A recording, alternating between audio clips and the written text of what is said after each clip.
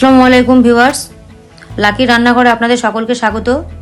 আবারও চলে এলাম আপনাদের সামনে নতুন একটি রেসিপি নিয়ে। আজকে আমি আপনাদের সামনে এসেছি, হ্যাঁ নিশ্চয়ই বুঝতে পেরে গেছেন আমি কি নিয়ে এসেছি। আজকে আমি এনেছি আপনাদের সামনে সেমাইয়ের একটি রেসিপি, যেটা আমি দুধ ছাড়াই রান্নাটি করব।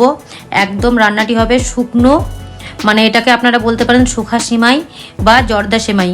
জর্দা সেমাইও কিন্তু এমনিভাবে রান্না হয়, শুধুমাত্র আমি এখানে কোনো আর্টিফিশিয়াল কালার ইউজ করিনি, আপনারা চাইলে ইউজ করতেই পারেন। তো বন্ধুরা, মূল ভিডিওটি শুরুতেই আপনারা একটু লাইক করে দেবেন, আর যারা এখনও অবধি আমার চ্যানেলটিকে সাবস্ক্রাইব করেননি প্লিজ সাবস্ক্রাইব করে পাশে থাকা বেল আইকনটিকে ক্লিক করে দেবেন, যাতে আমার ভিডিও নোটিফিকেশান আপনি প্রথমেই পেয়ে যান। বন্ধুরা, আমি এখানে নিয়েছি প্রায় 200 গ্রাম মতো সেমাই, নিয়েছি ঘি, 1 টেবিল স্পুন কাজু, 2 টেবিল স্পুন কিশমিশ, তেজপাতা, চিনি, ছোট এলাচ। পরিমাণগুলো আমি আপনাদেরকে পরে বলে দিচ্ছি। তো আমি এদিকে গ্যাসে একটি কড়া বসিয়ে এর মধ্যে নিয়ে নিলাম প্রায় 2 টেবিল স্পুন মতো ঘি। ঘিটা গরম হতে হতেই এর মধ্যে আমি অ্যাড করে দিলাম 2টো ছোট এলাচ, মুখকে আমি ফাটিয়ে দিয়েছি। ছোট এলাচটা দিয়ে খুব ভালোভাবে নাড়িয়ে চাড়িয়ে নেব। এরপর দিয়ে দিচ্ছি আমি তেজপাতা। তেজপাতাটা দিয়েও একটু ভালোভাবে নাড়িয়ে নেব। এগুলো থেকে সুন্দর একটি ঘ্রাণ বেরিয়ে আসবে, বুঝতেই পারবেন। নিয়ে ঠিক এই পর্যায়ে এর মধ্যে দিয়ে দেব যে ভাঙা কাজুটা আমি নিয়েছিলাম, 1 টেবিল স্পুন মতো কাজু। সেই কাজুটা দিয়ে একটু নাড়িয়ে চাড়িয়ে কাজুগুলোকে ভালোভাবে ভেজে নেব। কাজুগুলো একটু হালকা ব্রাউন হয়ে আসার পর এর মধ্যে দিয়ে দিব কিশমিশগুলো। কিশমিশ আগে থেকে দেওয়া যায় না বন্ধুরা, আপনারা জানেন কিশমিশ খুব অল্প সময়ের মধ্যেই ফ্রাই হয়ে যায়, তাই কিশমিশটাকে পরে দেব।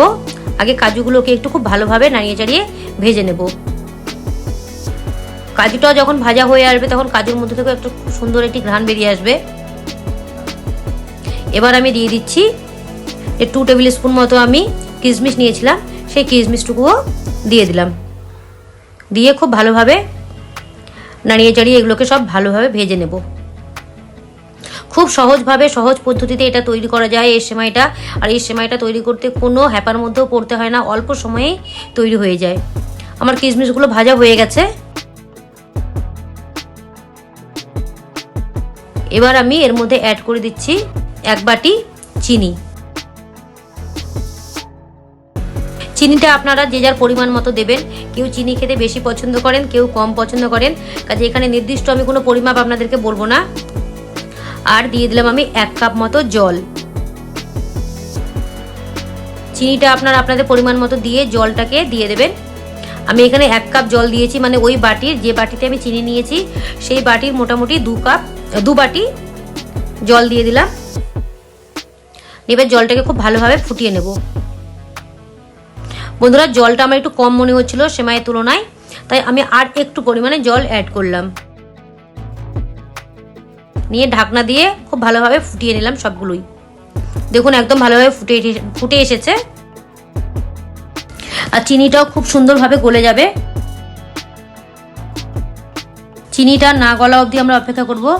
জল ফুটে যাওয়া মানেই আমরা বুঝতে পারবো চিনি সম্পূর্ণভাবে গলে যাবে। আপনারা দেখে বুঝতে পারছেন চিনি পুরোপুরিভাবে গলে গেছে।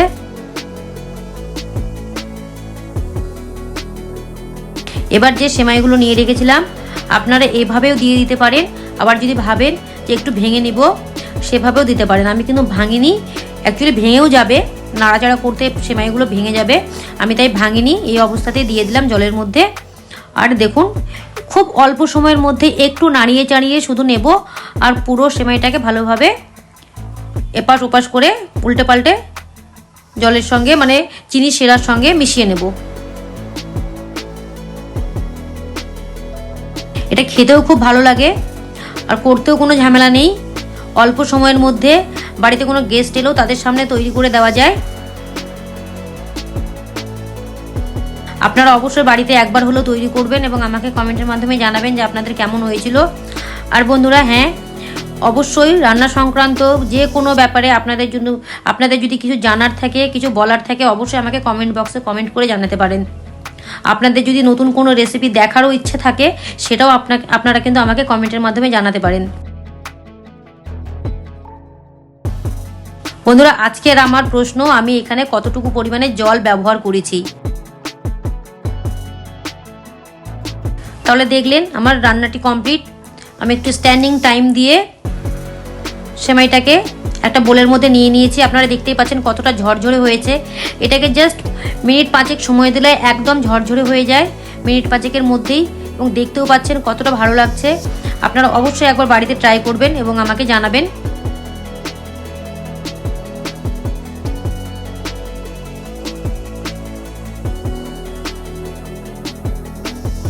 খুব সুন্দর লাগছে না বন্ধু? সত্যি এটা খেতেও খুব দুর্দান্ত হয়। অবশ্যই বানাবেন, টেস্ট করবেন, আমাকে জানাবেন। ততক্ষণ আপনারা ভালো থাকবেন, সুস্থ থাকবেন। দেখা হচ্ছে আপনাদের সঙ্গে পরবর্তী ভিডিওতে। Bye, tata.